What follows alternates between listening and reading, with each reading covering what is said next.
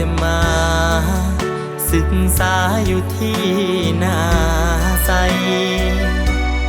ส่วนทางใจ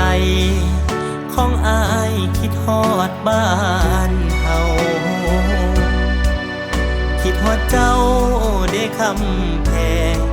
แก้มแดงแดงน้องคือสิเหงาเพราะสองเฮาต้องจากกันไปตั้ง1 ปีตื่นแต่เช้าตื่นมาหัดกายทุกวันส่วนในใจนั้นคิดฮอดเจ้าอยู่เสมอได้มาศึกษาเรียนต่อไอ้บ่เคยท้อเมื่อคิดเห็นเจ้าหักสองเฮาจะยังคงเหมือนเดิมอ้ายมาเยี่ยมอยู่ที่นาไซ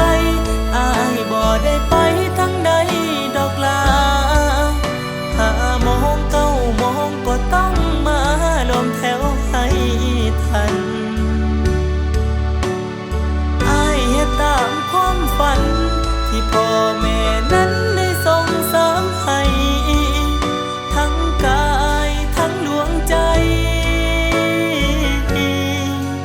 ขอมอบให้เจ้าผู้เดียว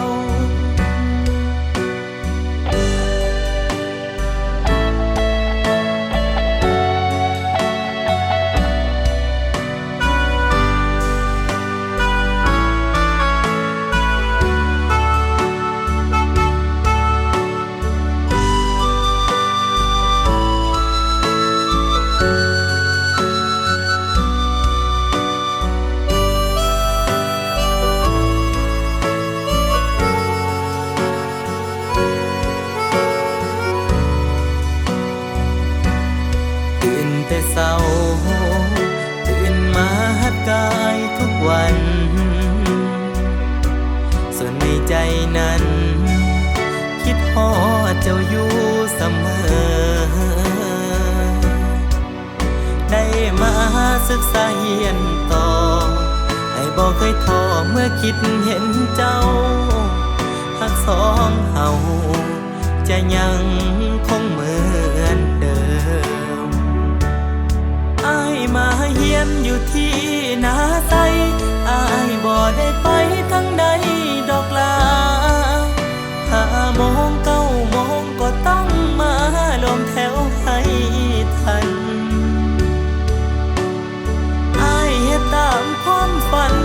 ที่พ่อแม่นั้นได้ส่งเสริมให้ทั้งกายทั้งดวงใจขอมอบให้เจ้าผู้เดียว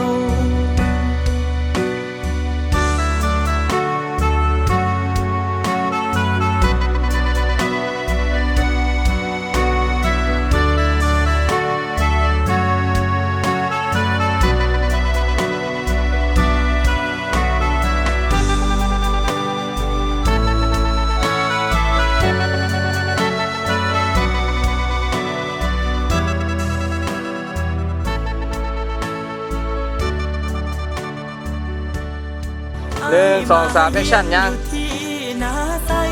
อ้ายบ่ได้ไปทั้งใดดอกลา5 โมง9 โมงก็ต้องมาลงแถวให้ทัน